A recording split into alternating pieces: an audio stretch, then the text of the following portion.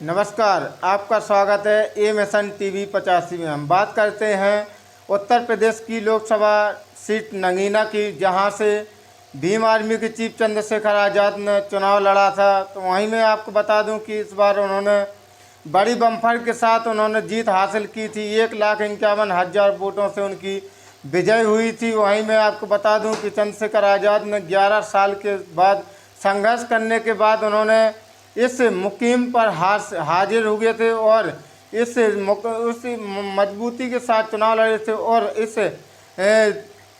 कड़ी संघर्ष करके वो अपने मंजिल तक पहुंचे थे। वहीं मैं आपको बता दूं कि जो यूपी के 60 सांसदों के दोषी पाए जाने पर छिन सकती है सदस्यता।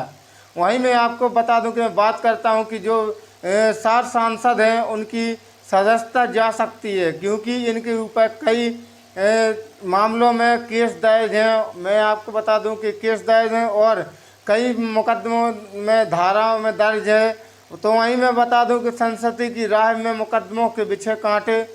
तो वहीं मैं अब आपको बता दूं कि और मैं आपको ये भी बताऊंगी कौन कौन सांसद हैं, कौन कौन प्रत्याशी है जिनके ऊपर मुकदमा लगे हैं और उनकी सदस्यता जा सकती है।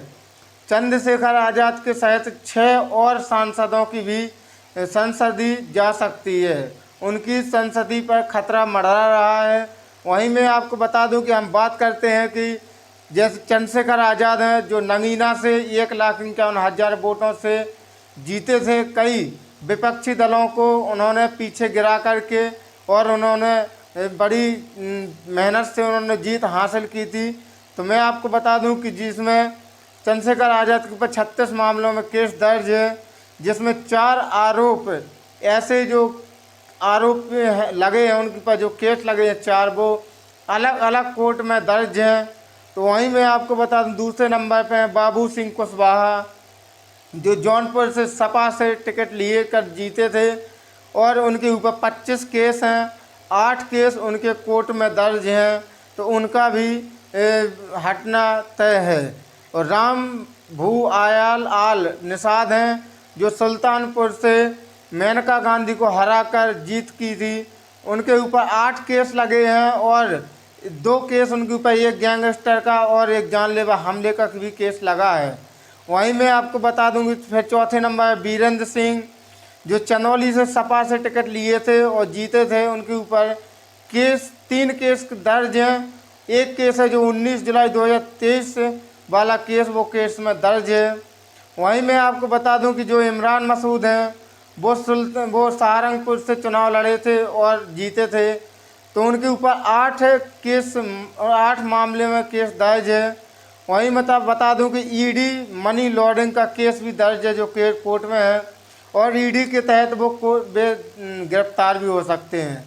तो वहीं मैं आपको बता दूं कि ये सबसे महत्वपूर्ण खबर है जो बहुजन समाज को, जो चंद्रशेखर आज़ाद को अपना आइकन मानते हैं और अपना नेता मानते हैं, अपना मार्गदर्शक मानते हैं, तो उनके लिए एक सबसे महत्वपूर्ण खबर निकल के आ रही है।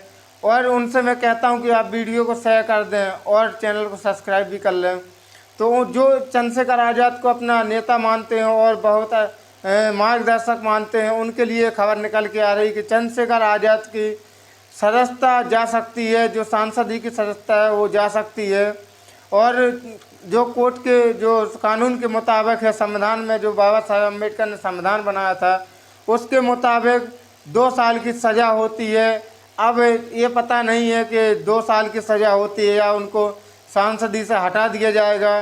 भाई भारतीय जनता पार्टी की सरकार है, उनकी सरकार है और भाजपा में कई ऐसे सांसद हैं जिनके ऊपर कई केस दर्ज हैं, लेकिन उनकी सरकार है।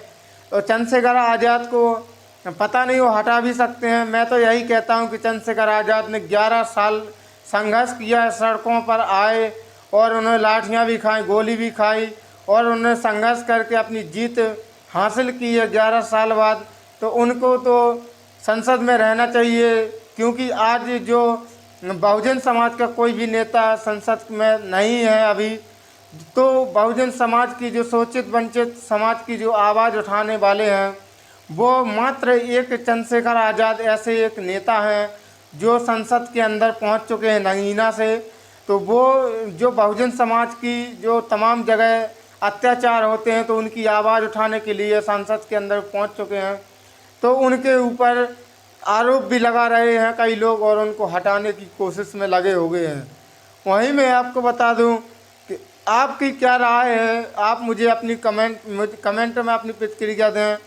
क्या चंद्रशेखर आज़ाद को संसदीय पद से अगर हटा दिया जाए तो क्या होगा, हटा देना चाहिए कि नहीं हटा देना चाहिए, उनके ऊपर इतने केस हैं तो इसमें क्या होना चाहिए, आप मुझे कमेंट में ज़रूर बताएं। जय भीम, जय संविधान।